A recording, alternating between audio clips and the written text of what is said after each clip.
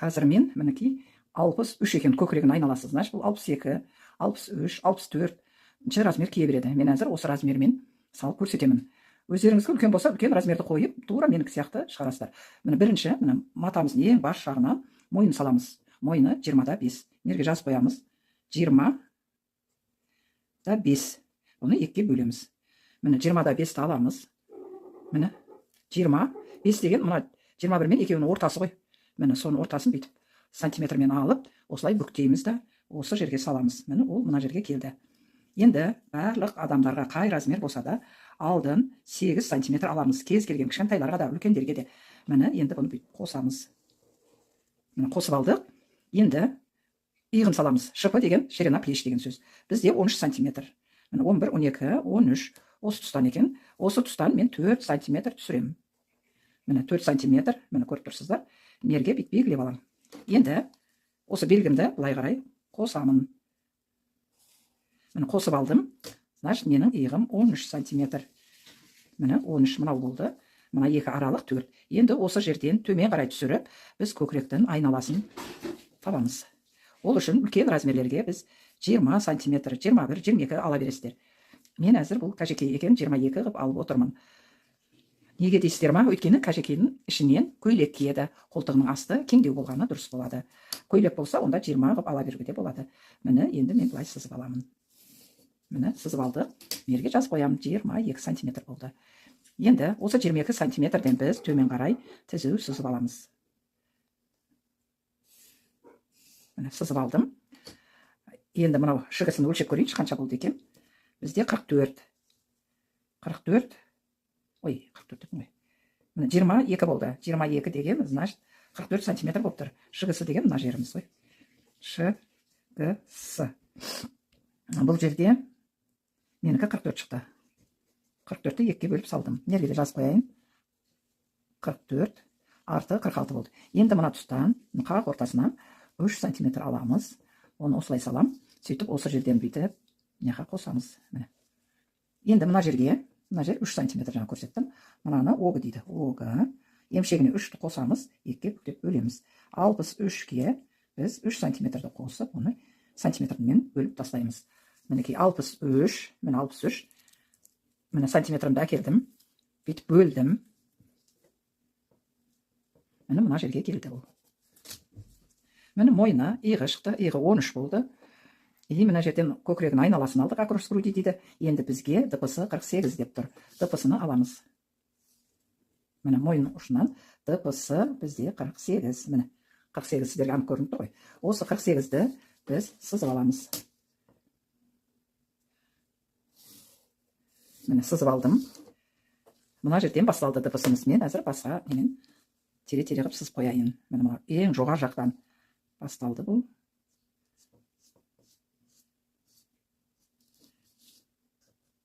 Мінекей дпсы 48 болды. Көрдіңіздер, қаяқтан басталған, прямо мынау тұстан. Енді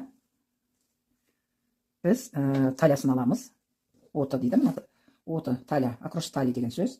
Бұл бізде 58 сантиметр. Отыны екіге бөліп жазамыз. 58, оны екіге бөле саламыз. Қазір тауып алайын. Міне 58. Міне бір мынаяқтан қарағанда. Міне 58. Осылай бүктейміз. Осы жерге қоямыз. Сізде сантиметріңізбен бүктейсіз. Мына мен сантиметрім тура сіздің сантиметріңізге келеді. Енді мерде выточка болады. Бізде 3 сантиметр міне кеп тұр. Өте әдемі өлшенген, жақсы шығып жатыр бұл. Міне көрсеңіз әдемі болып тұр. Мына жерге плюс 3 деп жазып қоямыз. Мынау дпсы. Ұзындығы, белдің ұзындығы. Бел ұзындығы. Мойыннан белге шейінгі ұзындық. Бұны салдық, енді ары қарай бөксесін саламыз. Мінекей талиян таптық, енді бізге бөксесін табуымыз керек. Бөксеміз 74 сантиметр. Оны мына талиядан төмен қарай бөксені табу үшін 18 сантиметр саламыз. Міне 18 белгілеп аламын. Сөйтіп сызып аламын, тез ұғып әдемелеп.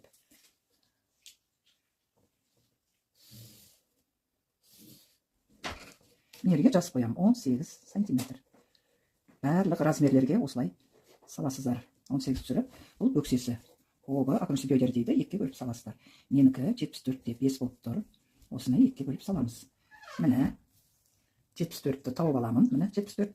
Осыны былай бөктеп саламыз. Ойман бөлудің қажеті жоқ қыздар. Бастарыңызды қатырмай осылай салбаңыздар, өздеріңізге өте ыңғайлы, жеңіл болады. Енді осы сызығымызды, бөксемізді қосамыз. Былай қарай. Енді бізге енді ненің ұзындығы керек? Жилетканың ұзындығы, длина юбка, мына длина жилеткасы. Длина жилеткасы 70 деген ба? 80 дедім, мен 80 алайын. Енді әркім өздеріңіздің ұзындығыңызға қойып саласыздар. Міне 80 мынау тұр. Белгілеп алдым 80-ді. Енді осы 80 сантиметрімізді сызып аламыз. Міне, мына жерді осы жаққа былай қоса береміз. Енді мына жерден 2 сантиметрдей запас аласыз. Примеркада кең болып кеткен жағдайда тарылтуға болады. Міне. Енді бізге бұл жерде выточкасы керек болып тұр. Выточкамыз біздің 29 деп, 29 ол менің клиенттарымның тапсырыс алған, сол тапсырысы бойынша өлшеп жатырмыз. Міне 29 осы жер болды. Біз тағы 1 сантиметрдей артық аламыз. Міне. Енді осы жерден біз выточканың арақашықтығын көрдіңіздер. Бұл жерде мен 13 сантиметр алдым. Енді осыны төмен қарай, бұл дәу адам болғаннан кейін мен 13 алып отырмын деп сызып аламыз. Мына жерден 1,5, өлшеп көрсетейін. Міне 1,5-1,5-нан 3 сантиметр алынды. Мына 3 сантиметр өш жерде тігіліп кетеді. Сол кезде белі қыналып әдемі болып тұрады. Енді осыны қосып аламыз. Мына жағында сөйтіп қосып аламыз. Мынаның ұзындығын бөксеге шейін алатын боламыз. Ары қарай да тігіп шығамыз бұны. Міне, енді бізге принцесса выточка керек. Оны біз мынау шығысы осы екеуінің 22-нің ортасын аламыз. Сәл түсіріп алсаңыз да еш нәрсе өзгермейді. Міне, мен сәл түсіріп алдым. Міне, осылай алдым. Енді бізде боковой выточка мына жерден 7-8 сантиметрдей төмен алуымыз керек. Міне, 8 асақ та болады. 7 асаңыз да келе береді. Бұл мына қолтығымыздың несі неғып кетпеу үшін. Мына жерден 2. Бұны көкірегі дәу деп айтты. Значит, біз 3-3-тен аламыз. Қазір көреміз. 3-3-тен 6 сантиметр болып тұру керек. Міне, мына жерден и мына жерден болды. Енді біз осыны сызып аламыз. Міне. Сызып алдық. Міне, толығы осы. Енді алдын ашық қылам десе, ол өздеріне байланысты аша бересіз. Мына жерден или түйме қадауы мүмкін, немесе қапсырма істеуі мүмкін. Міне. Қапсырма істейтін болса, онда беліне жақындатып аласыз. Сонда мына жерден бір 2-3 сантиметр жетпейтіндей қыласаңыз болды. Мен қазір қарап тұрсаңыз 3 сантиметрдей жеткізбей алдым. Бұл жерде қапсырма болады. Енді мынау не қылу үшін сәл ішке қарай 1 сантиметрдей былай алсаңыз болады. А то слишком үш бұрыш болып тұр. Міне осылай алуға болады. Мен бұны әзір көк сызықпен сызып көрсетемін.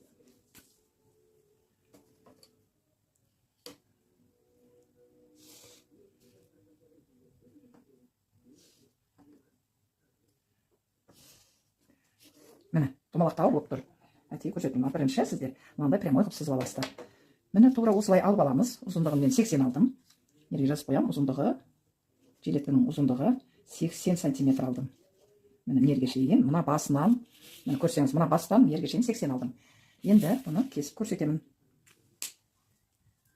Бұл өте үлкен размер, қыздар, көрдіңіздер. Көкірегі 63, 58, 74. Міне несін қайтаруға бір 2 сантиметр қайтаруға алсаңыздар болады.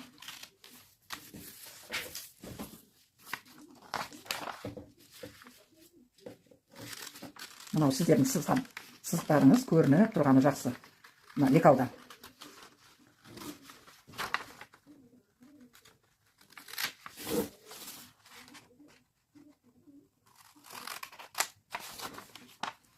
Енді бөксесін мен 2 сантиметрдей запас алып тұрмын. Көбірек алғандарыңыз өздеріңіз үшін өте жақсы. Өйткені тар кең болса неғыла бересіздер. Енді бізде мынау алдын кесіп аламыз. Көрдіңіздер, ойын құрып. Мен қазір бірінші мынау түзуін кесіп көрсетейін. Міне түзуін кескен кезде мынандай болып тұрады. Негізі жилетканың сәл жұмырлау болып тұрса, өте әдемі болады. Міне көрсеңіз әдемі шықты. Бұл түп нұсқасын, сыртқы корпусын кестік. Енді бізге мына принцесса выточканы істейміз. Мына выточканы білмеймін, қатты жоғары ма, үлкен адамға сәл төмендеу болса да дұрыс болар еді. Енді жарайды, көреміз қазір бұны. Қандай тұратынын. Міне кесеміз. И және мынанда принцесса выточкасында сәл мен өңші түзу алам. Өйткені түзу алғанын тігісі де оңай болады, ыңғайлы тігіледі. Енді біз мына жерден мынау выточкасын жабамыз былай қарай. Мына жерде кесіліп, жүн кесілмей тұр. жақсы көрсетемін. Міне жапқан кезде ұқыпты аккуратно осылай жабылады. Мен әзір оны клейлеп қоя саламын.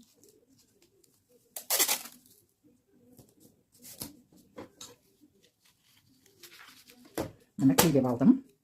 Қарап тұрсаңыз, міне қараңыз, міне ашылды, иә, принцесса выточканы. Енді біз бұны ары қарай кесіп тастаймыз. Міне мына выточканы прям бүйтіп кесіп алып тастайсыздар. Бізге бұның қажет емес. Міне алдық бұны, енді мынаусын қырқып аламыз.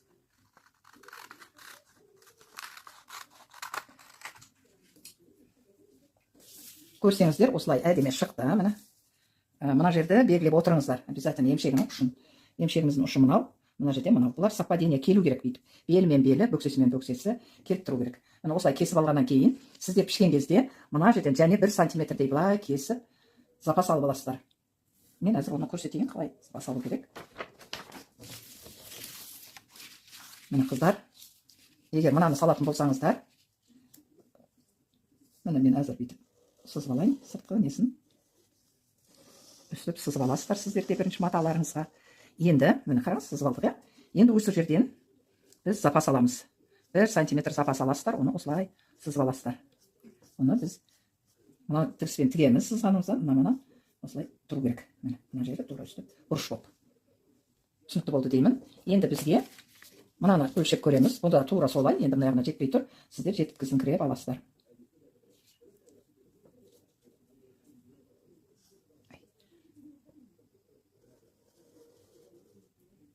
Мына жерден 1 сантиметр. Енді запасын осылай аласыздар. Матадан 1 сантиметр обязательно запас алыңыздар. Өйткені бұл жер тігіледі. Осылай шығып тұру керек. Түсінікті болды деймін. Кейін тіккен кезде бұл тура өзі қалып, осылай болып тұрады.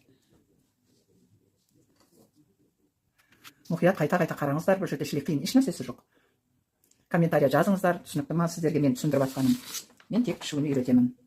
Сол себептен пішу осылай тігуін, оны былай жилеткалар қалай тігеді, соны көрсетіп беріп отырамын, жіберіп отырамын.